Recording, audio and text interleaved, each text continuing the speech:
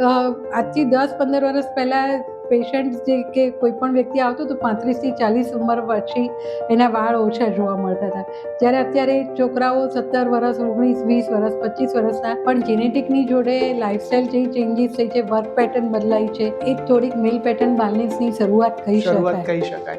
એ શરૂઆત કહી શકાય. એટલે જો એ વ્યક્તિ ત્યારથી થોડુંક જાગે તો એટલીસ્ટ એને પ્રિવેન્ટ કરી શકાય. એવા બી જોયેલા છે કે જે કહેવાય ને કે મિનોક્સિડિલ લગાવશે અને એના પછી બંધ કરશે અને પોતાની જાતે શરૂ કર્યું હોય, પોતાની જાતે બંધ કર્યું હોય, પછી કે હવે તકલીફ વધી ગઈ, હવે આમ થયું તેમ થયું, સાહેબ હું શું કરું? ફિઝિકલ એક્ટિવિટી અને ડાયટ થી જ પણ કહેવાય ને કે ઓલમોસ્ટ 50-60% કામ થઈ જતું હોય છે. મેલ વ્યક્તિ તો એના જો દિવસના 50થી 60 વાળ ખરતા હોય, એનાથી વધારે વાળ ખરે તો એને એબનોર્મલ હેર લોસ કહેવાય. અને જ્યારે ફિમેલ છોકરીઓ હોય એના પર ડે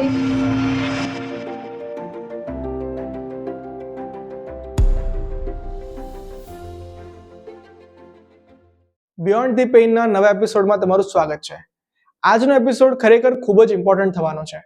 આજના એપિસોડમાં આજે આપણે એક એવા ઇમ્પોર્ટન્ટ ટોપિક પર વાત કરવાના છીએ જે આજે હું, તમે અથવા આપણે કહી શકીએ કે આપણે બધા જ આનાથી સફર કરી રહ્યા છે. એ છે હેરફોલ. અગર મને યુટ્યુબની ઉપર આપણને એટલા બધા મિક્સ ઇન્ફોર્મેશન જોવા મળે છે કે આપણને આઈડિયા જ નથી આવતો કે સાચું શું છે અને માર્કેટિંગ શું છે. અને એથી વિશેષ હેર થિનિંગનો એક્ઝેક્ટ રીઝન શું છે, મિનોક્સિડિલ લાઈફભર લેવું પડે, શું હેર ટ્રાન્સપ્લાન્ટ ખરેખર પરમનન્ટ સોલ્યુશન છે, પીસીઓએસમાં હેરફોલ કેમ વધે છે અને સૌથી ઇમ્પોર્ટન્ટ કઈ વસ્તુ જેન્યુઇનલી કામ કરે છે, આ બધા જ વસ્તુની પર વાત કરવા માટે આજે આપણી સાથે એક એવા ગેસ્ટ ઉપસ્થિત છે જેઓ અમદાવાદના ખૂબ જ વેલ નોન અને ખૂબ જ સિનિયર ડર્મેટોલોજિસ્ટ છે, ડૉક્ટર તૃપ્તિ શાહ, જેઓ છેલ્લા 27 વર્ષથી પ્રેક્ટિસ કરી રહ્યા છે અને હજારો પેશન્ટ સાથે કામ કરી ચૂક્યા છે. આ કન્વર્ઝેશન માત્ર સ્કિન કે હેર માટેની નથી, પણ એક કોન્ફિડન્સ, લાઇફસ્ટાઇલ અને સેલ્ફ ઇમેજ માટેની છે. સો જો તમે પણ હેરફોલ, પીસીઓએસ કે પછી સ્કેલ્પ રિલેટેડ ઇશ્યુઝને ફેસ કરી રહ્યા છો અને ટ્રીટમેન્ટ માટે કોન્ફિડન્સ નથી આવતો, તો આ એપિસોડ તમારા માટે ખૂબ જ વેલ્યુએબલ હોઈ શકે છે. હું બસ એટલું કહીશ કે આ એપિસોડ હાફમાં સ્કીપ નહીં કરતા, છેક છેલ્લે સુધી જોજો. Let's dive into the conversation. Dr. Trupti Shah, very warm welcome to the Cure Tribe podcast, Beyond the Pain. તો મેમ આપણે આજે કહેવાય ને એકદમ સળગતા પ્રશ્ન પર આજે મેમ વાત કરવી છે. મેમ તમારો એક્સપિરિયન્સ આટલો છે તો મેમ એનો કહેવાય ને કે હું અને આજે મારી ઓડિયન્સ આપણે એનો થોડો બેનિફિટ આજે લઈએ. બરાબર, તમારા થોડા નોલેજ અમને તમારી સાથે મળશે તો અમને થોડી વધારે મજા આવશે. તો મેમ આજે આપણે કહેવાય ને કે એક બહુ જ એપિડેમિક, એકદમ સળગતા પ્રશ્ન સાથે મેમ આપણે શરૂઆત કરીએ, હેરફોલ. તો મેમ આજે ઇન્ડિયાની અંદર હેરફોલ તો જાણે એપિડેમિક જ થઈ ગયો છે. કહેવાય ને કે નાના નાના 20 વર્ષથી લઈને કહેવાય ને કે 40 વર્ષના સુધીના લોકો પણ આજે એક જ વસ્તુ બોલતા હોય છે કે મારા વાળ ખરે છે, વાળ ખરે છે. ઓલમોસ્ટ 10માંથી 8 જણા તો આ વસ્તુ બોલે જ છે કે ભાઈ જગ્યા બદલાય, પાણી બદલાયું, ખાવાનું બદલાયું, તો હેરફોલ શરૂ થઈ ગયો. તો મેમ શું છે આ હેરફોલ અને શેને કારણે થાય છે? મેમ થોડું મેમ પ્લીઝ એક્સપ્લેન કરી શકશો અમને? હા, તમારી વાત ડૉક્ટર મિત, તમારી વાત બહુ જ સાચી છે કે હેરફોલ એટલો બધો કોમન પ્રોબ્લેમ છે. ક્યાંય પણ જઈએ ને તો કોઈ પણ વ્યક્તિ આવીને પૂછશે કે મારા વાળ બહુ ખરે છે, તમે કંઈક દવા બતાવો ને, તમે કંઈક અમને ઉપાય બતાવો ને. એવું સાચું છે, પણ હેરફોલ બે રીતના છે અને ઘણા બધા કારણો છે. એક તો પહેલાં હેરફોલ સાચે ખરેખર કોને કહેવાય ને એ સમજવા જેવું છે કે જે છોકરાઓ, પુરુષ હોય, મેલ વ્યક્તિ, તો એના જો દિવસના 50થી 60 વાળ ખરતા હોય, એનાથી વધારે વાળ ખરે તો એને એબનોર્મલ હેર લોસ કહેવાય. અને જ્યારે ફિમેલ છોકરીઓ હોય એના પર ડે 80 ટુ મોર દેન 80 ટુ 100 વાળ હેર લોસ થતા હોય તો એને ખરેખર હેર લોસ કહેવાતો હોય છે. પણ ઘણા બધા લોકો તો પેલું માથામાં ઓળે અને વાળ 10-15 વાળ હાથમાં આવતા હોય એટલે બૂમ પાડવાનું ચાલુ કરી દે કે મારા વાળ બહુ ઉતરે છે. પછી અને આ હેર લોસ છે ને બે જાતના જોવા મળે. જે એક તો મેલ પેટર્ન બાલનેસ કહેવાય, જે આપણે વારસાગત ટાલ કહેતા હોઈએ છીએ બધાને. તો જે વારસાગત ટાલ જોવા મળે છે, જે પહેલાં આજથી 10-15 વર્ષ પહેલાં પેશન્ટ જે કે કોઈ પણ વ્યક્તિ આવતો તો 35થી 40 ઉંમર પછી એના વાળ ઓછા જોવા મળતા હતા. જ્યારે અત્યારે છોકરાઓ 17 વર્ષ, 19, 20 વર્ષ, 25 વર્ષના હવે આવવા માંડે છે. એટલે જેમ છોકરીઓમાં મિનારકી જેમ વહેલી આવવા માંડી, એવું છોકરાઓમાં પણ આ વસ્તુ વાળ વધારે ઉતરતા, ઝડપથી ઉતરતા અને વારસાગત ટાલ જોવા મળી છે. ઓકે મેમ, તો મેમ એટલે આપણે એવું કહી શકીએ કે આજનું જે હેર લોસ નો જે પ્રોબ્લેમ જે છે એ કહેવાય ને કે જીનેટિક તો આઈ ગેસ એક શું કહેવાય એક વન ઓફ ધી રીઝન છે, પણ એને ટ્રિગર કરતું એક લાઇફસ્ટાઇલ એક પ્રોબ્લેમ હોઈ શકે. હા, absolutely I will agree with you. એટલે કારણ કે છે ને જીનેટિક પ્રોબ્લેમ્સ તો હોય જ છે, પણ જીનેટિકની જોડે લાઇફસ્ટાઇલ જે ચેન્જીસ થઈ છે, વર્ક પેટર્ન બદલાઈ છે, રાત્રે વર્ક કરવાનું થઈ ગયું છે. અત્યારે યંગ જનરેશન જુઓ તો એ લોકો લેટ નાઇટ સુધી વર્ક કરતા હોય છે અને સવારે મોડા ઉઠવાનું હોય છે, એટલે એમની સ્લીપ સાયકલ કે જે એડ્રિનાલિન સાયકલ્સ હોય છે એ ડિસ્ટર્બ થઈ હોય છે. પછી જોડે જોડે ડાયટ પણ મોડિફાઈડ થઈ ગયું છે, જંક ફૂડ્સ અત્યારે વધી ગયા છે, ફાસ્ટ ફૂડ વધી Absolutely. ગયા છે, તો Yes, જેના ma'am. કારણે આ બધા વાળ વધારે ઉતરતા વધારે એગ્રાવેક્ટિંગ ફેક્ટર્સ થઈ ગયા છે. Absolutely ma'am. તો મેમ અત્યારે તમારા મોઢેમાં કહેવાય ને કે એક વર્ડ મેં બહુ જ વ્યવસ્થિત રીતે કહેવાય ને કે મેં નોટ ડાઉન કર્યો હોય ને તો એ છે મેલ પેટર્ન બોલ્ડનેસ. તો એમ શું છે આ મેલ પેટર્ન બોલ્ડનેસ અને એની પાછળના શું રીઝન્સ છે? મેલ પેટર્ન બાલનેસ એટલે એક વારસાગત ટાલ કહેવાય. એમાં કે છોકરાને વધારે મેલ પેટર્ન એટલે કહેવાય છે કે વધારે મેલ્સમાં જોવા મળતી હોય છે. એટલે જેના દાદા, ગ્રાન્ડ દાદા અથવા મામાની સાઈડ નાના કહીએ કે મામા, એ બધાને જો વાળ ઓછા હોય કે વાળ ગયા હોય વધારે તો એ લોકોને વારસામાં આવે. અને એના અમુક ગ્રેડ હોય છે કે શરૂઆતમાં હેરલાઇન રિસીડ્સ થાય, પછી બે કોર્નર્સ ડેવલપ થતા હોય, પછી વચ્ચે છેલ્લે ત્રીજા ગ્રેડ્સમાં એવું આવે કે વચ્ચેના એરિયામાં વાળ જતા હોય. અને ઘણા બધા લોકોને સિવિયર ગ્રેડ 4 ટાઈપની હોય, પણ એ ગ્રેજ્યુઅલી થતી હોય, over the period of 10 to 15 years જોવા મળતી હોય છે. ઓકે આ વારસાગત ટાલ કહેવાય છે. ઓકે. તો મેમ એમાં તો મેં કહેવાય ને કે એવા બી પેશન્ટ્સ અમુક જોયેલા છે કે જેમાં કહેવાય ને કે પેશન્ટ્સ આપણે ન કહી શકીએ, પણ એવા ઘણા યંગ છોકરાઓ મેં જેમના મોઢે સાંભળેલું છે કે જરાક કહેવાય ને કે ખાલી એક આ બે ખૂણા થોડા પડશે એટલે કે અરે બાપરે મારા વાળ ખસવા લાગ્યા. તો મેમ એ એકચ્યુઅલી મેલ પેટર્ન બોલ્ડનેસનો એક પાર્ટ છે કે પછી એ ખાલી પેટર્ન મેલ હેર પેટર્ન છે? ના, એ થોડીક મેલ પેટર્ન બાલનેસની શરૂઆત કહી શકાય. એ શરૂઆત કહી શકાય. એટલે જો એ વ્યક્તિ ત્યારથી થોડુંક જાગે તો એટલીસ્ટ એને પ્રિવેન્ટ ના કરી શકાય, પણ એને પ્રિવેન્ટ કરી શકાય. ઓકે પણ એટલે પ્રોગ્રેસ વધારે ના થાય કે એની બાલનેસ ઝડપથી ના વધે, જો એ કેર લે કે એની ટ્રીટમેન્ટ લે તો એને ઝડપથી વાળ ઉતરતા બંધ થઈ જાય, એવું કરી શકાય. Great ma'am. તો મેમ એની ટ્રીટમેન્ટ મેમ કઈ રીતે હોય છે? આપણે એની કઈ રીતે આપણે એની ટ્રીટમેન્ટમાં આપણે આગળ વધતા હોઈએ છીએ? એટલે જ્યારે અમારી જોડે કોઈ પણ વ્યક્તિ આવતું હોય કે મારા વાળ ઉતરે છે કે મારી હેરલાઇન રિસીડિંગ થાય છે, એટલે અમે ડાયગ્નોસ કરીએ કે મેલ પેટર્ન બાલનેસ છે. પછી એના ગ્રેડ્સ જોઈએ, પછી એ ઉપરાંત એની લાઇફસ્ટાઈલને એના વિશે ક્વેશ્ચન્સ પૂછીએ, અને અમે લોકો વી ટ્રાય ટુ એનું ન્યુટ્રિશનલ લેવલ્સ ચેક કરીએ. એટલે એના માટે અમુક ઇન્વેસ્ટિગેશન્સ કરાવીએ કે આયર્ન છે, ફેરિટીન લેવલ છે, હોર્મોનલ લેવલ, થાઇરોઇડ જે છે, કે કોઈક વાર કોલેસ્ટ્રોલ કે સુગર્સ, એવું બધું અમે ચેક કરાવતા હોઈએ છીએ. અને પહેલાં આપણે કોઝ ફાઇન્ડ આઉટ કરીએ કે થાઇરોઇડ જોડે એસોસિએટેડ નથી કે બીજા કોઈ ડિસઓર્ડર્સ નથી કે હિમોગ્લોબિન ઓછું નથી, એવું ન્યુટ્રિશન્સ હોય તો જેથી કરીને અમે ન્યુટ્રિશન્સ પણ કરી શકીએ. પછી જોડે બીજું આ ડાયગ્નોઝ કર્યા પછી ટ્રીટમેન્ટ પાર્ટ આવે, એમાં અમે બધી જુદી જુદી ટાઈપની ડ્રગ્સ આપતા હોઈએ છીએ, જેમાં પહેલાં બાયોટીનવાળી ડ્રગ્સ વિથ વિટામિન્સવાળી એ આપતા હોઈએ. જરૂર પડે તો multivitamins with biotins, mainly biotin 10 milligram હોય માઇક્રોગ્રામ્સ, તો એ વધારે સારું ડ્રગ્સ ફાયદા કરતી હોય છે. પછી ફિનેસ્ટ્રાઇડ્સ જરૂર પડે તો એમાં વાપરતા હોઈએ છીએ. ટોપિકલ મિનોક્સિડિલ આપતા હોઈએ છીએ, અને હવે તો ઓરલ મિનોક્સિડિલ ટેબ્લેટ્સ પણ મળવા માંડી છે. એટલે અમુક કેસીસમાં ઓરલ મિનોક્સિડિલ ટેબ્લેટ્સ પણ આપીએ છીએ કે જેથી કરીને પેશન્ટ્સને વાળ ઝડપથી એનો ફાયદો થવા માંડે.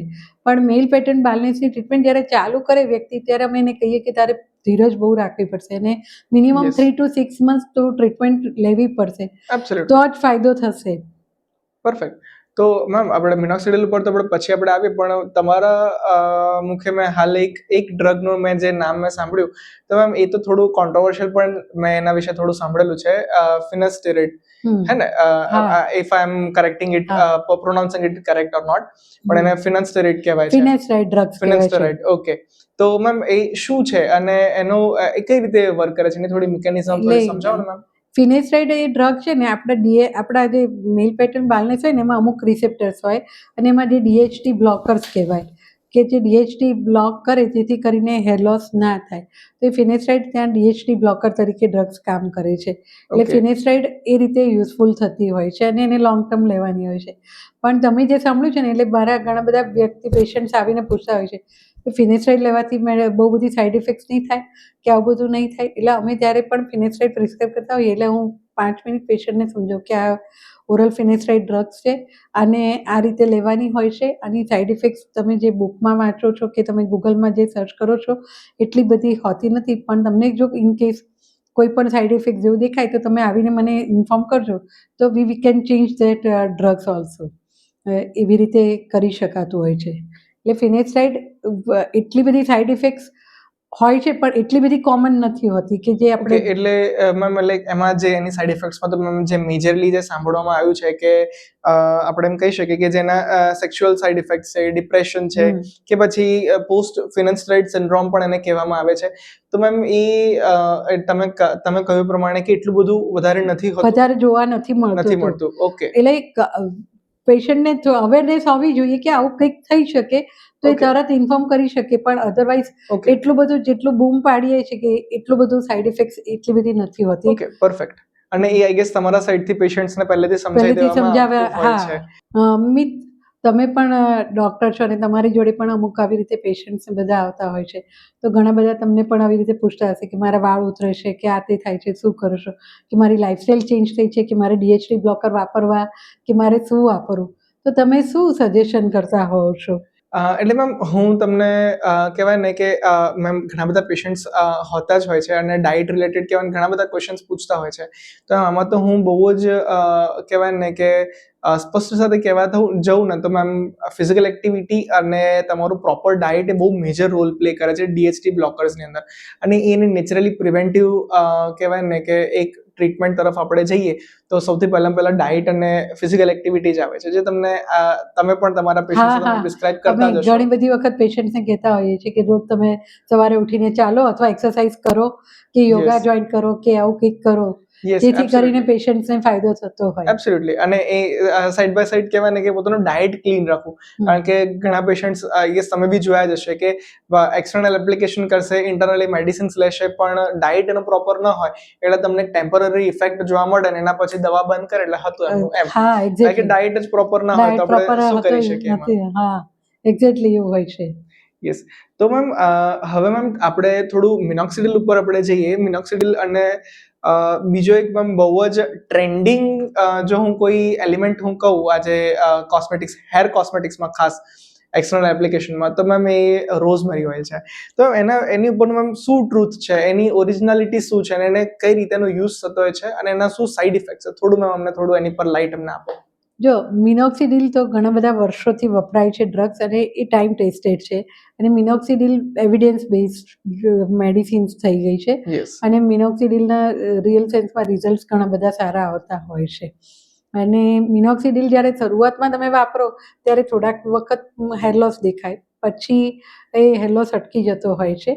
અને સેકન્ડ ટાઈમ ઘણા બધા લોકોને મિનોક્સિડિલ માટે એવી એક મિથ છે કે moment I stop the minoxidil application એટલે મારા વાળ પાછા બધા ઉતરી જશે, હું જ્યાં હતો એ સ્ટેજે આવી જઈશ. ઓકે. એટલે અમે એ વ્યક્તિને એવું સમજીએ કે એવું નથી હોતું. એકચ્યુઅલી એની અંદર એવું હોય છે કે તમારી એન્ડ્રોજેનિક એલોપેશિયાની જે પ્રોસિજર્સ છે, જે મેલ પેટર્ન બાલ્નેસની, એ થોડીક અંદરના લેવલે કન્ટિન્યુઅસ ચાલુ રહેતી હોય છે. એટલે Okay. તમે ક્યારેક કદાચ એ બંધ કર્યું હોય ને એ પ્રોસેસ ચાલુ રહેતી હોય અને વાળ ઉતરવાનું ચાલુ થાય એટલે તમને એવું લાગે, પણ Absolutely. હકીકતે એવું નથી હોતું. મિનોક્સિડિલ અમુક ટાઈમ પછી પણ ક્યારેક વાપરવાનું બંધ કરી શકાતું હોય છે. ડિપેન્ડ્સ, અથવા Okay. તમે ઓલ્ટરનેટિવ કરી શકો કે ટ્વાઇસ એ વીક એપ્લિકેશન કરી Okay. શકો. અને એ આપના નિષ્ણાત તો આપણે હા, કહી શકીએ કે ભાઈ ના, ડોક્ટરના કહેવાય ને કે સુપરવિઝનની અંડરમાં અંડરમાં જઈને કરી આપણે શકીએ. વિનિંગ પ્રોસેસ આપણે નહીં કરવી જોઈએ, બરાબર ને? હવે એટલે ઘણા એમ કરતા હોય છે કે મિનોક્સિડિલ આજે યુઝ કરવાનું શરૂ કર્યું ને એમ મહિના પછી એને રિઝલ્ટ થોડા ઘણા દેખાય છે એટલે એમ કહેશે કે હવે નથી વાપરવું, તો આપણે એ રીતે ન કરાય. ના કરી શકાય, Yes. એક્ઝેક્ટલી. અને એ ડર્મેટના એક કહેવાય ને કે એના સુપરવિઝનની અંડરમાં જેવી રીતે કે એમ જ આપણે કરવું પડે એમ હા, જ ને? એક્ઝેક્ટલી. હા, એબ્સોલ્યુટલી રાઈટ. Okay. એ તમારે એવી રીતે જ વપરાવવું ઓકે. જોઈએ. તો મેમ એના મિનોક્સિડિલ વિશે મેમ થોડું એવું બી સાંભળેલું છે કે મિનોક્સિડિલ એ કહેવાય ને કે બ્લડ પ્રેશરને લગતો ડ્રગ હતો અને એને સાઈડ ઇફેક્ટમાં આપણને હેર ગ્રોથ જોવા મળે, માટે થઈને હા minoxidil લે? એવું જ છે. અને હું એના માટે તમને એક એક્ઝામ્પલ આપું કે મેં મારી એક નોન પેશન્ટ્સને આવી રીતે ઓરલ મિનોક્સિડિલ આપી અને સી ઇઝ ટેકિંગ એન્ટી હાઇપરટેન્સિવ અને Okay. 1 or 2 day after she found that કે my blood pressure become lower એકદમ જ ડ્રોપ થયું એકદમ હશે. સ્લો થઈ ગયું. એટલે નોટ ટોપિકલ સિસ્ટેમિક મિનોક્સિડિલમાં ઓકે, થોડુંક લો થઈ ગયું. ટ્રોપિકલ મિનોક્સિડિલમાં એવું કોઈ નથી ટોપિકલ થતું. મિનોક્સિડિલમાં એટલું બધું નથી થતું. ક્યારેક વાસો ડાયલેટેશન થાય એટલે અમે શરૂઆતમાં પેશન્ટને કહીએ કે તમે રાત્રે જ એપ્લાય ઝંઝનાટી કરો થતી અને હોય કે એવું થોડીક કંઈ થાય. ઝંઝનાટી થાય કે ચક્કર આવે કે એવું કંઈક થાય તો તમે બંધ કરી દેજો એપ્લિકેશન. Absolutely. પણ આ સિસ્ટેમિક મિનોક્સિડિલમાં આવું થયું અને એ પછી એને ટુ બી ફ્રેન્ક સાચું કહું મિતભાઈ કેવું થયું કે એમને મને અત્યારે જ્યારે પણ મળે ને તો કે તમારા હિસાબે મારી એન્ટી હાઇપરટેન્સિવ ડ્રગ્સ બંધ થઈ ગઈ, મારે જરૂર ના પડી ને હવે હું મિનોક્સિડિલ પણ મારે જરૂર નથી. એટલે એક્ઝેક્ટલી આવું જ છે. ગ્રેટ. Okay, great. તો મેમ રોઝમેરી ઓઇલ નું શું છે મેમ? મને એના વિશે બી થોડું જણાવો ને. રોઝમેરી ઓઇલ હજી છે ને બહુ સ્ટાર્ટિંગ છે અને એના માટે it's not that evidence base. એટલે મને આ સ્ટેજે એટલે ડેફિનેટલી ફાયદાકારક તો હશે પણ કેટલું છે કે શું છે ને એનું મને કહેવાનું હજી બહુ અર્લી સ્ટેજ છે રોઝમેરી ઓઇલનું. ભલે આટલી બધી એડ આવે છે પણ we don't have use that much. તો મેમ અત્યારે તો પેલા રોઝમેરી ઓઇલ છે, એના એસેન્શિયલ ઓઇલ્સ છે, પ્લસ એનો પછી રોઝમેરી વોટર છે, આ તે. તો એ એકચ્યુઅલી હેલ્પ કરે છે કે પછી આપણે કહી શકીએ કે ભાઈ પાર્શિયલી એમ? પાર્શિયલી હેલ્પ કરે છે અને Okay. હજી ટાઈમ વિલ ટેલ લેટર કે આફ્ટર 3 months 6 months જેમ પેલું ઓનિયન ઓઇલ આવ્યું હતું, આદિવાસી ઓઇલ આવ્યું હતું અને એ બધું Okay. આવીને જતું રહ્યું. યસ, આ એના જેવું તો નથી ને? એવું નથી. એટલે એવું અત્યારે હું કોઈ આ સ્ટેજે કોમેન્ટ ના કરી કમેન્ટ શકું ના કરી શકીએ. પણ બધું અત્યારે કેટલા બધા લોકો એવા આવતા હોય છે કે ઓનિયન ઓઇલ ઓનિયનનો રસ લગાડશે અને તમારી આગળ કે મારા અથવા આદિવાસી તેલ જે પણ એટલે આવું બધું બધી ઘણી બધી પ્રોડક્ટ્સ ઓનલાઈન અને ઓફલાઈન મળતી હોય છે. બધા હેર માટે તો કંઈ પણ પ્રોસેસ ઘરગથ્થુથી લઈને બધું જ કરતા હોય યસ છે. Ma'am, absolutely. એટલે રોઝમેરી ઓઇલ માટે લઈને ઓનિયનના રસ સુધી બધું જ આવી લોકો ટ્રાય જશે. કરતા હોય છે. હા મિત, હવે તમે લોકો ઘણી બધી વાર તમને આવા બધા મળતા હોય કે તમે યંગ જનરેશન અથવા કોઈ પણ વ્યક્તિ યંગ જનરેશન નહીં તો ઘણા બધા લોકો તમને આવીને પૂછતા હશે કે હું મિનોક્સિડિલ કઈ કંપનીનું વાપરું, કયું વાપરું અથવા ઓનલાઈન આ મંગાવું કે બીજી બધી ઓનલાઈન પ્રોડક્ટ્સ કે કંઈ પણ મળતું હોય છે તો તમે ઘણા એવા પેશન્ટ્સ જોવા મળતા હોય છે અને ઘણા એવું પૂછતા બી હોય છે કે કયું પ્રોડક્ટ યુઝ કરાય, આ સારું છે નથી સારું. એ ટાઈમે હું એક જ ગાઈડન્સ હું આપતો હોઉં છું કે તમારે હેર રિલેટેડ જો કોઈ પણ પ્રોપર એક ઇશ્યુ તમને દેખાઈ રહ્યો છે તમારામાં તો consult the derm, not me. As a dietitian મને કન્સલ્ટ કરવો એ યોગ્ય નથી. હું તમને એઝ અ ડાયટિશિયન તમને ડાયટ માટે ગાઈડન્સ તમને આપી શકું કે એનાથી તમે કઈ રીતે તમે હેર ફોલને તમે ઓછો કરી શકો. પણ હું એવું તો ન જ કહી શકું કે તમે કયો પ્રોડક્ટ તમે યુઝ કરો ફોર એક્સટર્નલ એપ્લિકેશન કે ફોર ટેકિંગ ઇટ ઓરલી. એટલે એ વસ્તુ તો મારાથી ન કરાય. માટે હું એક ડર્મેટને જ હું ઓલવેઝ હું રેકમેન્ડ કરતો હોઉં છું કે તમે ડર્મેટને જઈને બતાવો એમ. એક્ઝેક્ટલી બરોબર છે. તમે આવી એટલે મેમ સેલ્ફ મેડિકેશન કહેવાય ને કે એ મેની ટાઈમ્સ એક ઇશ્યુ ક્રિએટ કરતું હોય છે. ઘણા બધા પેશન્ટ્સ એવા બી જોયેલા છે કે જે કહેવાય ને કે મિનોક્સિડિલ લગાવશે અને એના પછી બંધ કરશે અને પોતાની જાતે શરૂ કર્યું હોય, પોતાની જાતે બંધ કર્યું હોય, પછી એમ કહે કે હવે તકલીફ વધી ગઈ, હવે આમ થયું તેમ થયું, સાહેબ હું શું કરું? એટલે પછી મારે કેવું પડે કે ભાઈ સેલ્ફ મેડિકેશન કરવા કરતા better to consult the derm. Exactly બરોબર છે. આવું કરવું જ જોઈએ કે જેથી કરીને એ લોકો પ્રોપર યુઝ કરી શકે. ઘણી બધી વાર મિનોક્સિડિલ સેન્સિટિવિટી હોય, ટોપિકલ એપ્લિકેશનનો કોઈ બેઝ સેન્સિટિવ હોય તો પેશન્ટ્સને રિએક્શન આવે તો પણ બહુ આઈડિયા ના આવે. Absolutely ma'am, perfect. તો મેમ આ તો બધી વાત થઈ કહેવાય ને કે નોન ઇન્વેઝિવ ટ્રીટમેન્ટની. પણ આપણે થોડું ઇન્વેઝિવ ટ્રીટમેન્ટ તરફ આપણે જઈએ તો મેમ આજે લોકો હેર ટ્રાન્સપ્લાન્ટ, PRP એવી બીજી ઘણી બધી ટ્રીટમેન્ટ્સ તરફ લોકો વળ્યા છે. ઘણી બધી એનું કહેવાય ને એડવર્ટિઝમેન્ટ પણ જોયું છે આજે સોશિયલ મીડિયા પર. ઓલમોસ્ટ કહેવાય ને કે દર બીજી ત્રીજી રીલ છે ને PRP કે હેર ટ્રાન્સપ્લાન્ટની આવશે. ફલાણું ક્લિનિક આટલામાં કરે છે, તેટલામાં કરે છે, એના આટલા ફાયદા છે, આવી રીતે. તો એમ શું એની એકચ્યુઅલી જરૂર છે ખરી હેર ટ્રાન્સપ્લાન્ટની? અને PRP ને હેર ટ્રાન્સપ્લાન્ટ કેટલું આપણને ફાયદાકારક રહેતું હોય છે? ના, એટલે હું તમને આમાં કહીશ કે જો ઇન્વેસિવ ટ્રીટમેન્ટમાં PRP છે, હેર એક્ઝોસોમ છે, એટલે મિસોથેરાપી કહેવાય જેને. એટલે એમાં અમે ડાયરેક્ટલી ગ્રોથ ફેક્ટર્સ સ્પ્રેડ કરતા હોઈએ અને ઇન્જેક્ટ કરતા હોઈએ બ્લડમાં. અને લાસ્ટલી હેર ટ્રાન્સપ્લાન્ટ આવતું હોય છે. હવે PRP ટ્રીટમેન્ટ ઇટસેલ્ફ એ વેરી સેફ ટ્રીટમેન્ટ છે અને PRP ટ્રીટમેન્ટનું ખરેખર રોલ છે એ અર્લી સ્ટેજમાં જે પેશન્ટ્સ આવતા હોય છે અને જ્યારે એના થોડા ઘણા બધા હેર ફોલિકલ્સ હોય અને થોડાક હેર લોસ થયેલા હોય તો એ બધા પેશન્ટ્સમાં જ્યારે અમે PRP ટ્રીટમેન્ટ આપીએ તો really it gives good result. ઘણા બધા Okay. પેશન્ટ્સ અમે જોયા છે કે after 4 or 5 sittings they will give good results એમ, અને Okay. પેશન્ટ્સ ખુશ થાય છે, એને એક સારસ મળે છે. પછી જે હેર એક્સોસોમ પણ એવી જ રીતે એ ટ્રાન્સપોર્ટ મીડિયા છે. એટલે ધારો કે તમે કોઈ પણ ટ્રાન્સપોર્ટ મીડિયા પ્રોવાઈડ કરો તો જેથી કરીને એના ગ્રોથ ફેક્ટર્સ વધે અને જેથી કરીને Absolutely. વાળ વધે.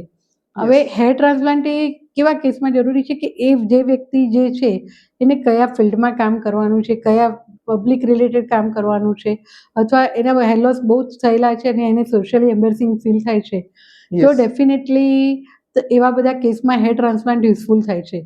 પણ હેર ટ્રાન્સપ્લાન્ટમાં પણ કેવું હોય છે કે તમે અર્લી એજે કરાવો તો તમારે એ પણ ધ્યાન રાખવું પડે કે આફ્ટર 10 years મારે થોડુંક ફરી પછી ક્યારેક ફરી ટ્રીટમેન્ટ લેવી પડશે. ફરી ટ્રીટમેન્ટ લેવી પડશે, કારણ કે Revision એની પ્રોસેસ રીજનરેશન, એની પ્રોસેસ અટકી નહીં હોય. પણ એ વખતે જ્યારે પેશન્ટ યંગ હોય અને એને હેર બહુ જ લોસ થયેલા, 2 કોર્નર્સ બિલકુલ જતા રહ્યા હોય, વચ્ચેનો ભાગ ના હોય અને હી ફીલ સોશિયલી એમ્બેસ, કે એને જોબમાં થોડો લો કોન્ફિડન્સ થતો હોય, Yes, matrimonial yes, yes. Problems હોય, એવું બધું થતું હોય, તો ત્યારે એવા કેસમાં જો એને આવું બધું થતું હોય તો હેર ટ્રાન્સપ્લાન્ટ કરાવે તો ડેફિનેટલી એને સાયકોલોજીકલી ઇમ્પેક્ટ બહુ સરસ મળે. ઓકે, સો મેમ આ તો બધી વાત થઈ બધી મેલ પેટર્ન બોલ્ડનેસની, પણ મેમ હવે આપણે થોડું ફિમેલ પેટર્ન બોલ્ડનેસ પર જઈએ એ પહેલા મેમ એક બહુ જ ટ્રેન્ડિંગ વર્ડ છે ઇન્ટુ ધી ફિમેલ મેટાબોલિઝમ, કે પછી આપણે કહી શકીએ કે ફિમેલ ઇશ્યુઝની અંદર PCOS, હા PCOS. તો મેમ જેને અત્યારે કહેવાય ને કે એનું નામ ચેન્જ પણ થયું, PMOS થઈ હા, ગયું. PMOS તો થાય છે. On the 12th of May Lancet international publication જે છે એમાં પબ્લિશ થયું આપણે, અને એનું નામ ચેન્જ થયું હે ને, પોલીએન્ડ્રોજેનિક મેટાબોલિક ઓવેરિયન સિન્ડ્રોમ. એટલે છે ને પહેલા એમાં કેવું હતું કે પોલિસિસ્ટિક ઓવેરિયન સિન્ડ્રોમ કહેવાતો હતો. એટલે એની અંદર ઓવરીમાંથી જે બધા હોર્મોન્સ થાય અને એના કારણે બધા ચેન્જીસ થતા હતા એવું મનાતું હતું. હવે રિસેન્ટલી બધા આર્ટિકલ્સ જ્યારે જોવામાં આવ્યા અને બધા પેશન્ટ્સને જોવામાં આવ્યા ત્યારે એવું ખ્યાલ આવ્યો કે it's a not only ovary is the culprit. એમાં પોલી એન્ડોક્રાઇન મેટાબોલિક ડિસઓર્ડર્સ કહેવાય છે કે એની અંદર Yes. ઓવરી ઉપરાંત બીજા બધા ઓર્ગન્સ પણ બધું થતું હોય છે કે જે ઇન્સ્યુલિન રેસિસ્ટન્સ ને બધું કરતું હોય છે. Yes, yes, અને yes. જે પોલી એન્ડોક્રાઇન મેટાબોલિક સિન્ડ્રોમ છે એની અંદર ઘણા બધા સિમ્ટમ્સ હોય છે. ઇટ્સ નોટ ધેટ કે કોઈ એક કમ્પ્લેન છે એટલે જે પેશન્ટ્સને આપણે PMOS ડાયગ્નોઝ કરી શકીએ છીએ. એટલે Yes. એમાં ઘણા બધા ટ્રાયડ જોવા મળે કે જેથી કરી કોઈકને વધારે પડતા ખીલ, 3rd or 4th ગ્રેડના ખીલ હોય, વધારે વાળ ઉગવા, facial hairs. ફેશિયલ હેર્સ ફિમેલ્સમાં, ઓબેસ હોય, આ 3 એના મેઇન સિમ્ટમ્સ છે PMOSના. Okay. પછી અને આ બધા જે પેશન્ટ્સ હોય આવા બધા, પછી ધીરે ધીરે એના રિલેટેડ બીજા બધા સિમ્ટમ્સ ક્યારેક ક્યારેક જોવા મળતા હોય છે. Okay. અને PMSમાં જે હોર્મોનલ ચેન્જીસ ને બધું હોય છે તો ક્યારેક ક્યારેક એની અંદર જે ફિમેલ્સને હોય તો એને later on female pattern baldness develop થવાના ક્યારેક ક્યારેક ચાન્સીસ હોય છે. કારણ કે જે હોર્મોન ચીન એરિયામાં ને અહીંયા આગળ વાળ ઉગાડે છે એ જ હોર્મોન, એટલે બિકોઝ કે ત્યાં રિસેપ્ટર્સ જે હોય છે ને એ જુદી રીતે હોર્મોનનું લેવલ લે છે. એક હોર્મોન્સ જે રિસેપ્ટર લેવલ્સમાં વાળને વધારતો હોય છે અને બીજા જ્યારે સ્કાલ્પના જે લેવલ હોય છે એમાં રિસેપ્ટર્સ લેવલને સિન્ક્રોનાઇઝ કરતો હોય, Okay. એટલે જેથી કરીને ત્યાંથી વાળ લોસ થતા, હેર લોસ થતા હોય છે. એટલે આવું ક્યારેક ક્યારેક not only PMOS is the multi symptomatic words, એટલે એની અંદર એક ફિમેલ પેટર્ન બાલનેસ ક્યારેક ક્યારેક એમાં જોવા મળતી Okay, હોય એટલે છે. એવું આપણે એવું ના કહી શકીએ કે PMOS છે એટલે ફિમેલ પેટર્ન બોલ્ડનેસ થશે જ, એવું જરૂરી નથી. બિલકુલ જરૂરી નથી. યસ, એટલે બહુ જ કહેવાય ને ઓછા કેસીસમાં એવું જોવા મળતું હોય છે કે હોય, હોઈ અને શકે. It is not compulsion. PMOS છે It's not a એટલે બોલ્ડનેસ compulsion. આવશે ના, એવું એ કમ્પલ્શન compulsion નથી. નથી. Yes, absolutely. પણ એમાં આપણે એવું બી કહી શકીએ ને કે જે હોર્મોન્સ તમારા હેર ગ્રોથ માટે હેલ્પફુલ છે, એટલે જે બીજી જગ્યાએ હેર ગ્રો કરે છે ને એ સેમ હોર્મોન તમારા જે એકચ્યુઅલ જ્યાં હેર ગ્રો કરવાના છે ત્યાંથી હેર લોસ પણ કરે છે. હા, એક્ઝેક્ટલી એવું કહી શકાય. હવે ડૉક્ટર મિત, તમે જ્યારે ડાયટનું ને બધું કરતા હોવ છો અને ત્યારે તમારી જોડે આ PMS ની આપણે વાત કરીએ છીએ તો PMS વાળી અને ઓબેસ છોકરીઓ તમારી જોડે ઘણી બધી આવતી હશે.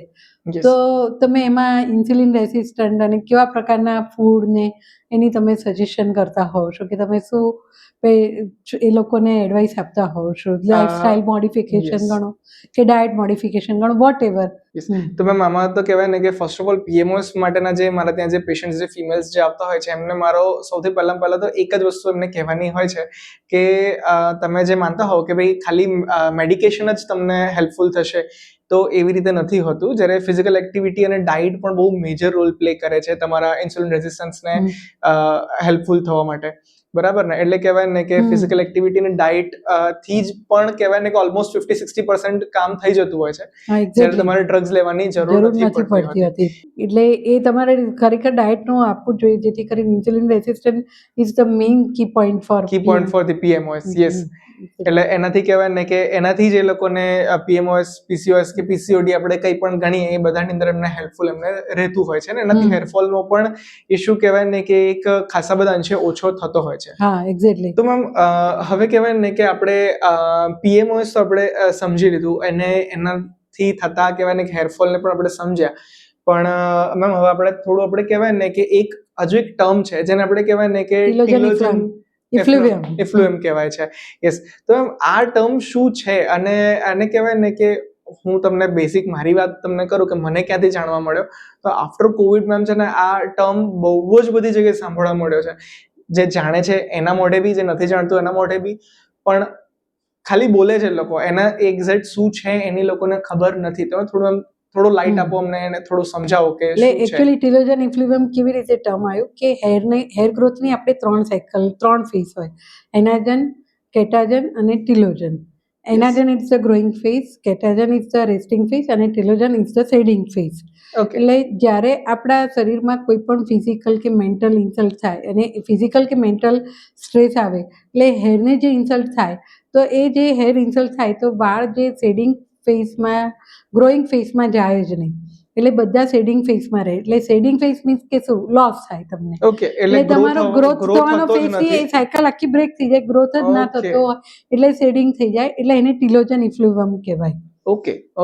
આવી જ રીતે જેમ એની જોડે બીજો એક ટર્મ છે, એનાજન ઇફ્લુએમ કહેવાય. એટલે જ્યારે તમે જે લોકો કેન્સરની કિમોથેરાપી લેતા હોય કે જે બધા કેન્સર્સની મેડિકેશન્સ લેતા હોય, તો એ લોકોના એમાં એનાજન ઇફ્લુએમ એટલે કહેવાય કે એ લોકોના હેર ગ્રોઈંગ ફેઝમાંથી એનાજન સાયકલથી આગળ વધે જ નહીં, એટલે એનાજનમાં હેર ગ્રોથ જ ના થઈ શકે.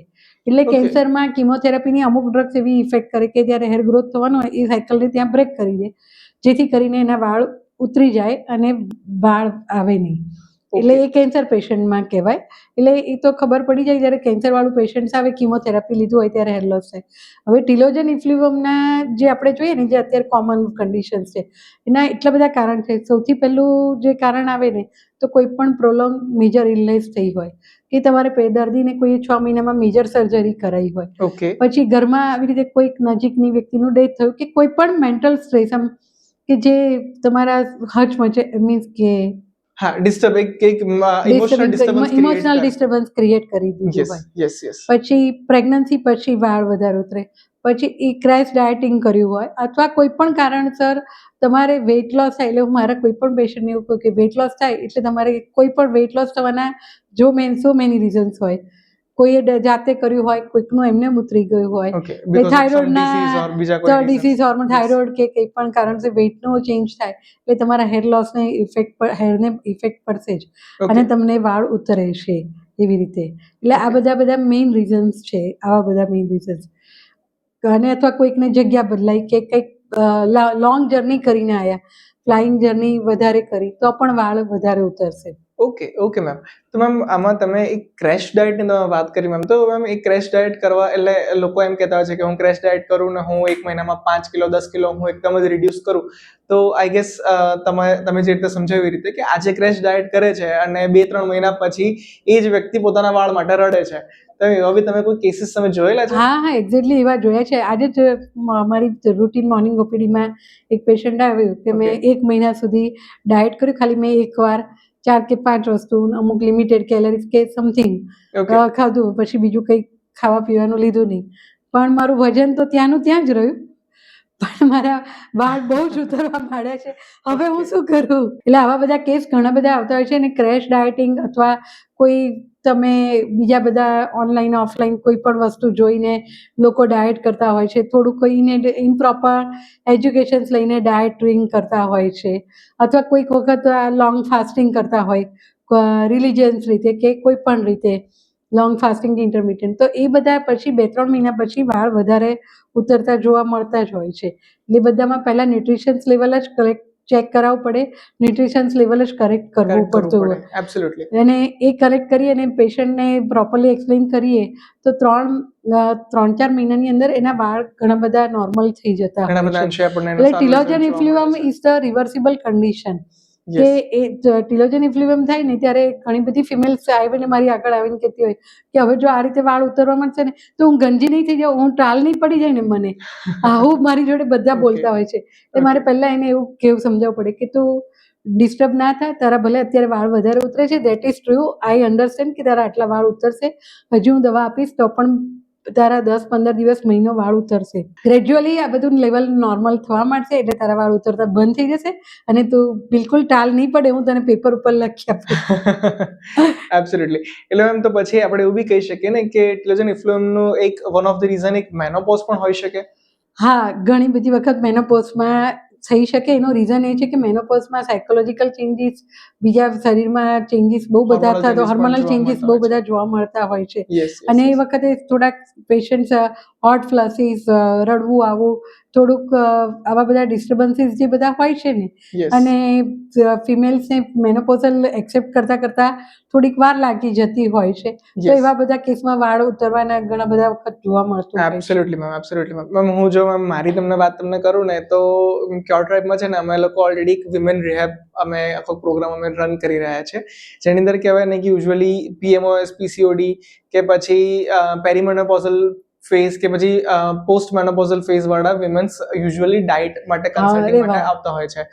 તો એ કહેવાય ને કે એમાં મને એવા પેશન્ટ્સ ઘણી ફરી જોવા મળતા હોય છે કે during the post menopausal period કે પછી પેરીમેનોપોઝલ પીરિયડ પર હોય, એટલે એ ટાઈમ પીરિયડ પર એમ કહેવાય ને કે પેશન્ટ્સ એમ કહેતા હોય કે આ વસ્તુ તો હું નહીં જ ખાઉં, આમ તો હું નહીં જ કરું, અને એના પછી એ જ વ્યક્તિ રડતું હોય કે મારા વાળ ઉતરે છે, મારા જોઈન્ટ પેઇન થાય છે, આમ છે તેમ છે. એટલે we usually tell them, we usually prescribe them કે પ્રોટીન ઇન્ટેક તમે તમારો પ્રોપર રાખો તો કહેવાય ને કે આઈડિયલી પ્રોટીન ઇન્ટેક તો વધારે રાખવાનો. હું તમને સેટ ઇન્ટરપ્ટ કરું છું, પણ તમે સોયાબીન વધારે કહેવાનું. Soybean is a very good protein diet, અને ફોર 100% ફોર મેનોપોઝલ એજ માટે સોયાબીન બહુ હેલ્પફુલ થાય કારણ કે એ ઇવન એસ્ટ્રોજન સ્પાઇક પણ આપતું હોય છે. Yes, absolutely. એટલે soybean is one of the key ingredient for our nutrition. જ્યારે પેરીમેનોપોઝલ એજ પીરિયડમાં જ્યારે વિમેન્સ હોય એ ટાઈમ પીરિયડ એ બહુ એક કહેવાય ને કે સારું ઇન્ગ્રેડિયન્ટ આપણા ઘરમાંથી આપણને મળી રહેતું હોય છે કે જેમાંથી આપણને એક ચંક ઓફ પ્રોટીન આપણને મળી રહે. એક્ઝેક્ટલી. યસ, અને એટલે કહેવાય ને કે આ એક રીઝન્સને કારણે પણ થતું હોય છે ને અમે આ વસ્તુ યુઝ્યુઅલી પ્રિસ્ક્રાઇબ કરતા હોય છે કે પ્રોટીન ઇન્ટેક વધારો તો પેઇન પણ બધા ઓછા થઈ જશે બોડીમાંથી અને હેરફોલ પણ ઓછા થશે. ડેફિનેટલી બહુ સારું પડશે. પણ એ વિમેન્સને મેડમ સમજ નથી પડતી, અને એ લોકો એની પાછળ કહેવાય ને કે એમ જ કહેતા કે પ્રોટીન હું નહીં, પ્રોટીન પાવડર ન લેવાય, ડ્રગ છે. હા, પ્રોટીન પાવડર પણ ઇન્સ્ટેડ ઓફ, એટલે પ્રોટીન પાવડરને અગેન્સ્ટમાં કેવું નથી હોતું, ઘણા લોકોને પ્રોટીન પાવડર દૂધ જોડે લેવાનું, ઘણી ફિમેલ્સને દૂધ લેવાનું પસંદ નથી હોતું. યસ, પણ તમે એને એમાં ડ્રાય ફ્રૂટ્સ છે, સિંગ ચણા છે, પછી આવું મગ છે, ફણગાવેલા મગ છે, પછી કઠોળની ભેળ જે એકદમ થોડી સ્પાઇસી અને ટેસ્ટી, તમે થોડુંક લીંબુ નીચોવીને કે આવી રીતે સ્પ્રાઉટેડ કઠોળની પણ ભેળ કે આવું તેવું સજેસ્ટ કરો ને તો પેશન્ટ બંને રીતે બેનિફિટ થાય, ટેસ્ટ પણ મળે અને જો એબ્સોલ્યુટલી. એટલે આ વસ્તુ કરતા હોય છે યુઝ્યુઅલી અમે પ્રિસ્ક્રાઇબ કરે છે. ઘણા વિમેન્સને એમાં બી પ્રોબ્લેમ હોય કે કઠોળ ગેસ કરે, ગાઉટ છે, આ છે, તે છે. એટલે એવું કહેવાનું, ગાઉટમાં તો બરોબર છે કે કદાચ એવું હોય તો તમે તમારા ફિઝિશિયનને કરો, અને ગાઉટ્સમાં આખું કઠોળને બદલે મગ કે ચણાને બદલે તમે એને મગની દાળ કે ચણા તો થોડુંક હેલ્પફુલ થાય, અને તમે બેટર યુઝ કરી મેથડથી પણ કહેવાય ને કે આપણે એને ચેન્જ કરી શકીએ છીએ. અમે યુઝ્યુઅલી કહેવાય ને કે બીંગ અ ડાયટિશિયન અમારો રોલ ખાલી ડાયટ પ્લાન બનાવીને આપવાનો નથી હોતો, પણ એ લોકોના ડે ટુ ડે જે ડાયટ કોમ્પ્લિકેશન્સ ક્રિએટ થતા હોય છે એમાં પણ હોય છે. એટલે અમે એમને કહેતા હોઈએ છીએ આ બાબતે બી કે કઠોળને લાંબો સમય પલાળી રાખો તો એના જે ફાઇટ્રેટ્સ હોય એ તમારે રિડ્યુસ થઈ જાય, જેને કારણે કહેવાય ને ગેસ થવો, અપચો થવો, ઇવન તમારે કહેવાય ને કે ગાઉટની અંદર પ્રોબ્લેમ થવી, એ બધું ઓછું થઈ શકે. યસ. અને એમાં અમુક મસૂરની દાળ છે કે અમુક જે દાળ જેની અંદર કહેવાય ને કે આપણને કહેવાય ને કે પ્યુરિન આપણને વધારે મળતું હોય, તેને આપણે રિડ્યુસ આપણે કરતા હોય છે કે ભાઈ આનો ઇન્ટેક આપણે નહીં, ઓછો રાખવો એમ. અને જોડે બીજી એક એવી સજેશન, કારણ કે જેને ગેસ ને બધું થતું હોય ને, તો એવું કહેવાનું કે તમે બ્રેકફાસ્ટમાં તમારું પ્રોટીન ડાયટ ઇન્ક્લુડ કરો, લંચ કે ડિનરમાં નહીં, જેથી કરીને સાંજે મોડા ખાય તો ગેસ થવાના પ્રોબ્લેમ વધારે રહે, ડાયજેસ્ટ ના થાય. Absolutely ma'am. તો મેમ હવે મેમ થોડું કહેવાય ને કે આપણા એવા વિમેન્સ માટે જે પોસ્ટ પાર્ટમ જેને આપણે કહે છે પોસ્ટ પ્રેગ્નન્સી, આપણે એમના માટે આપણે થોડી વાત કરીએ મેમ. તો મેમ એની પાછળનું શું રીઝન છે પોસ્ટપાર્ટમ પછી? કે તમે હમણાં આઈ ગેસ ટીલોજન ઇન્ફ્લુએન્સમાં પણ તમે કહ્યું કે ટીલોજન ઇન્ફ્લુએન્સ થવાનું કહેવાય ને કે પોસ્ટપાર્ટમ પછી પણ યુઝ્યુઅલી પ્રેગ્નન્સી પછી almost most of the females 70 to 80% ફિમેલને હેર લોસ થાય જ. એટલે એમાં એક એવી મિથ છે કે ઘણા બધા લોકો ઘરમાં વડીલો કે કોઈ એવું બોલતા હોય કે તમારું બાળક બહુ હસતું હોય ને એટલે તમારા વાળ વધારે ઉતરે. એટલે એકચ્યુઅલી એ લોકો એવી મિથ છે, પણ એ હકીકતે એમને પણ હેર લોસ, નાનું બચ્ચું હોય તો એ તો હસતું જ હોય મોસ્ટલી, પણ વાળ ઉતરે છે એનો રીઝન હકીકતે કેવું થાય છે કે કોઈ પણ આવી રીતે હમણાં આપણે વાત થઈ ટીલોજન ઇન્ફ્લુએન્સ કે શરીરને પ્રેગ્નન્સી એટલે એક આખો ફિઝિકલ સ્ટ્રેસ ઘણો બધો પડ્યો હોય, જેના કારણે અને પ્લસ બ્લડ લોસ થયેલો હોય, પેશન્ટ એનિમિક હોય, અને ઘણા બધી ફિમેલ્સ કેવું કરે કે ડિલિવરી થાય એના 15 days કે 10 days સુધી આયર્ન કેલ્શિયમ લેશે, પછી બંધ કરી દેશે કે અમે સવારને બીજું બધું વસાણા ને એવું બધું ખાતા હોઈએ છીએ એટલે અમને આયર્ન કેલ્શિયમ મળી જશે, અથવા બચ્ચાને ગરમ પડશે એમ કરીને આયર્ન કેલ્શિયમ પ્રિપરેશન ના લેતા હોય. આવું બધી મિથ્સ હોય એ બધું, પણ હકીકતે આયર્ન કેલ્શિયમ 3 to 6 months સુધી ચાલુ રાખવું જોઈએ.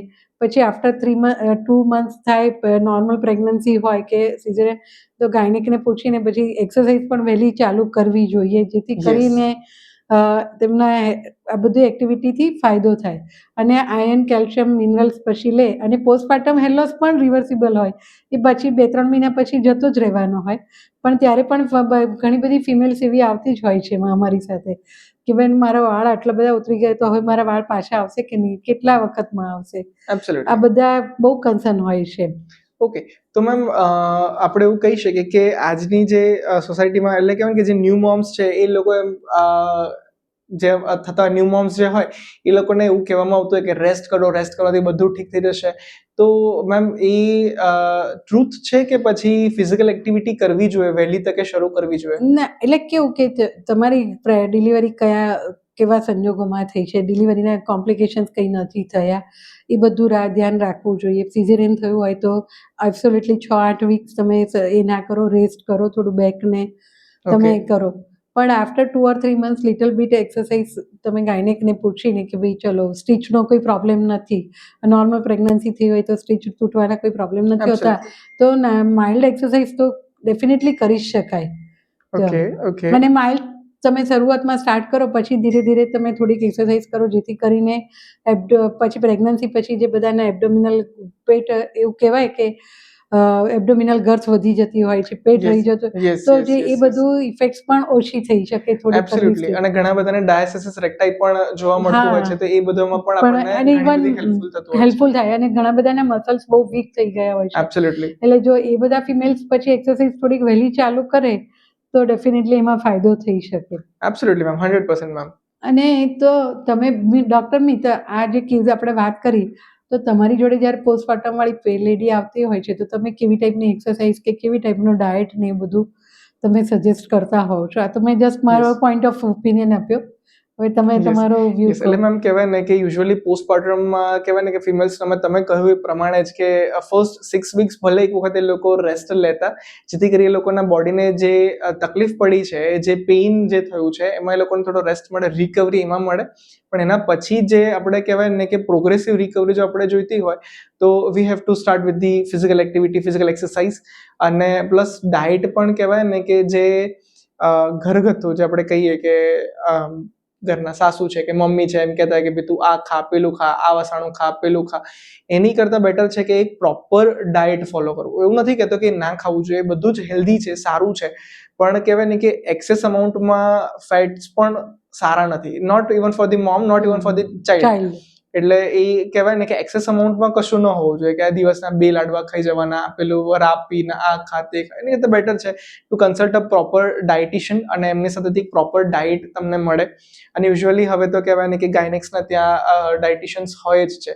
એ લોકોને ઇન હાઉસ ડાયટિશિયન્સ પણ એ લોકોને હેલ્પ કરે છે. ઇફ નોટ તો મારા જેવા બીજા ઘણા બધા ડાયટિશિયન્સ અમારા જેવી બીજી ઘણી બધી કંપનીઝ પણ માર્કેટમાં છે જે તમને ડાયટ માટે તમને હેલ્પફુલ થતી હોય છે. અને સેકન્ડરી કહેવાય ને કે એક એક્સરસાઇઝ ફિઝિકલ એક્ટિવિટી બહુ જ ઇમ્પોર્ટન્ટ છે. હમણાં આપણે વાત કરી ડાયસિસિસ રેક્ટાઈ છે કે પછી લોઅર બેક પેઇન છે કે પછી ઘણા બધા ફિમેલ્સને સર્વાઇકલ પેઇન થતો હોય છે અને યુરિન ઇન્કન્ટિનન્સી હોય છે. તો એ બધામાં બી બહુ જ હેલ્પફુલ થતી હોય છે. જો એક્સરસાઇઝ સાચા સમયે જો શરૂ કરી દેવામાં આવે ને તો એ બધી તકલીફો ઘણા બધા અંશે આપણે વહેલી રિકવરીમાં આપણે લઈને આવતા હોઈએ છીએ. અને ઘણા બધા ફિમેલ તો કહેવાય ને કે જે આને ટોટલી ઇગ્નોર કરતા હોય છે એ વર્ષો એના લીધે તેને હેરાન થતા હોય છે. એક્ઝેક્ટલી. કારણ કે જે ફિમેલ્સ કે જે છોકરીઓ હવે તો કેવું થઈ ગયું છે કે પહેલાની મધર્સ હતી કે બધાને થોડી ઘણી ફિઝિકલ એક્ટિવિટી ઘરમાં પણ રહેતી હતી નાની મોટી. હવે થોડુંક આપણે અહીંયા આગળ ફિઝિકલ એક્ટિવિટી ઓછી થઈ ગઈ હોય છે. તો ત્યારે આ એક્સરસાઇઝનો રોલ બહુ સારો પડે કે તમારે એક્સરસાઇઝ કરવી જ જોઈએ. કારણ કે ફિઝિકલ એક્ટિવિટી તમે સાવ ઓછી કરો તો physical activity in the form of household work. હવે બધા લોકોને હાઉસહોલ્ડ વર્ક એટલું બધું રહેતું નથી હોતું because of availability of made or facilities એવી રીતે. એટલે જેથી કરીને એ લોકોને બીજું થોડું પણ વળવાનું કામ આવતું નથી હોતું. જેને લીધે તેને કહેવાય ને કે બોડી તો રિજિડ જ થઈ જાય કે હવે તો આંખો વળવાનું જ નથી એમ. યસ, એટલે થોડી ઘણી ફ્લેક્સિબિલિટી બી રહે, મોબિલિટી રહે. Absolutely. So, ma'am, moving ahead towards the end of this podcast, તો મેમ આપણે કહેવાય ને કે બધાને એક ટેક હોમ મેસેજ જો આપણે આપવો હોય, એક પ્રિવેન્ટિવ પ્રોટોકોલ જો આપણે લોકોને આપવો હોય તો આપણે શું કરી શકીએ મેમ? હા, એટલે પહેલી વસ્તુ તો એ કે હેર લોસ બહુ થાય છે એનો મારા વાળ બહુ ઉતરી ગયા અને મને કોસ્મેટિક ખરાબ દેખાશે એ વસ્તુ તો સાચી છે કે તમારા હેર પતલા દેખાશે કે નાના દેખાશે કે તમને તો પણ તમે એનું રૂટ કોઝ શોધવાનો પ્રયત્ન કરો. એટલે તમે એના માટે ડૉક્ટરને જઈને કન્સલ્ટ કરો. ડૉક્ટર જે પ્રમાણે કે પ્રમાણે ઇન્વેસ્ટિગેશન કરાવો તો ઘણી બધી વખત તમને એનિમિયા છે અથવા આયર્ન સ્ટોરેજ ઓછું છે કે થાઇરોઇડ છે કે એવા બધા રોગ જે ડિસીઝ હોય નાના મોટા એ તમને મળી જશે અને એનું કારણ ટ્રીટ થઈ જશે એટલે તમારી ઓવરઓલ હેલ્થ ઇમ્પ્રૂવ થશે. અને પછી હેર ગ્રોથ બાય પ્રોડક્ટ તરીકે થવાનો જ છે 100% મેમ. પછી સેકન્ડ થિંગ, અત્યારે આપણી બધાની વર્કિંગ લાઈફસ્ટાઈલ એટલી બધી બદલાઈ ગઈ છે. હેક્ટિક કોમ્પિટિટિવ લાઈફસ્ટાઈલ થઈ ગઈ છે. એમાં રાત્રે જે લેટ નાઇટ સ્લીપ બહુ જ અફેક્ટ થાય છે. બધા લેટ નાઇટ સુધી વર્ક કરતા હોય છે. તો ટ્રાય ટુ એડિક્વેટ સ્લીપ લેવાનો ટ્રાય કરો. અને એ જે ઊંઘ પ્રોપર થશે તો તમારું ઇન્સ્યુલિન લેવલ ને ઇન્સ્યુલિન રેસિસ્ટન્ટનું લેવલ એ સરખું થશે અને જેથી કરીને હેર લોસ ઓછો થશે. થર્ડ, જેમ એડિક્વેટ સ્લીપની જરૂર છે એમ એડિક્વેટ ન્યુટ્રિશન્સની પણ એટલી જ જરૂર છે. એટલે તમારા ફૂડમાં તમે પ્રોટીન ડાયટ વધારો, ફ્રૂટ્સનો ઇન્ટેક વધારો, ડ્રાયફ્રૂટ્સ વધારે લો અને જંક ફૂડ અને એક્સેસ સુગર ખાસ એવોઇડ કરો. જે એક્સેસ સુગરથી ઇન્સ્યુલિન રેસિસ્ટન્સ લેવલ તમારું ઘણું બધું બદલાતું હોય છે. એટલે તમે સ્વીટ્સ એ બધું વધારે પડતું કાર્બોહાઈડ્રેટ જાય કે સ્વીટ્સ જાય એવું થોડુંક લિમિટ કરો.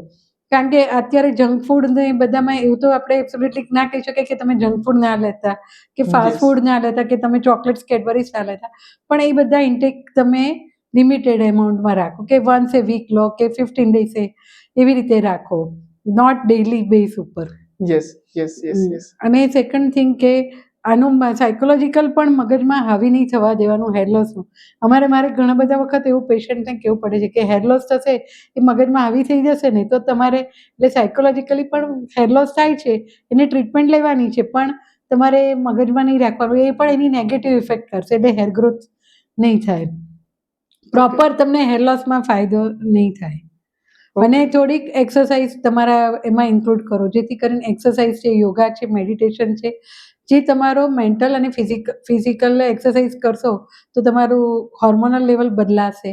મેડિટેશન કરશો તો તમારું સ્ટ્રેસ હોર્મોન રિલીઝ સરસ રીતે થશે અને જે બધા ઓવરઓલ આ એક સર્કલ થશે તો એ સર્કલને વિશિયસ સર્કલ તમારું સરસ રીતે પૂરું થશે અને તમને ફાયદો થશે. Absolutely ma'am. તો મેમ આપણે જે રીતે આપણે વાત હાલ આપણે કરી કે પ્રોપર ડાયટ લેવું જોઈએ, જે એન્ટી ઇન્ફ્લામેટરી ડાયટ હોય, આયરન રીચ હોય, વાઇટામિન્સ રીચ હોય, પ્રોટીન રીચ હોય જે ડાયટ, અને સેકન્ડલી કે થોડી ફિઝિકલ એક્ટિવિટી હોવી જોઈએ, મેડિટેશન કરવું જોઈએ, જેથી કરી સાયકોલોજીકલી પણ આપણે કહેવાય ને કે આપણને હેલ્પફુલ રહે અને એનાથી પણ આપણને એક સ્ટેબિલિટી આપણને મળે. તો ma'am this is the integrated protocol and this is the Curetrap philosophy. અમે પણ આ જ રીતે Exactly. વર્ક કરી રહ્યા છીએ મેમ. અરે વાહ, ઓકે, સરસ. તો મેમ આપણે કહેવાય ને કે હાલ આપણે આને જો સમરાઇઝ આપણે કરીએ તો તમે જે રીતે વાત કરી કે ફિઝિકલ એક્ટિવિટી જો કરીશું તો એનાથી ઇન્સ્યુલિન રેઝિસ્ટન્સ કહેવાય ને કે રિડ્યુસ થશે, અને ઇન્સ્યુલિન રેઝિસ્ટન્સ રિડ્યુસ થશે તો એનાથી હેરફોલ એ પણ રિડ્યુસ થશે. તો this is the we can say this is a summary of the whole episode. So thanks a lot ma'am, thank you very much to be here to give your precious time to us. Thank you ma'am. Thank you, Dr. Meet, also giving me this opportunity for to this podcast. Thank you ma'am, thank you.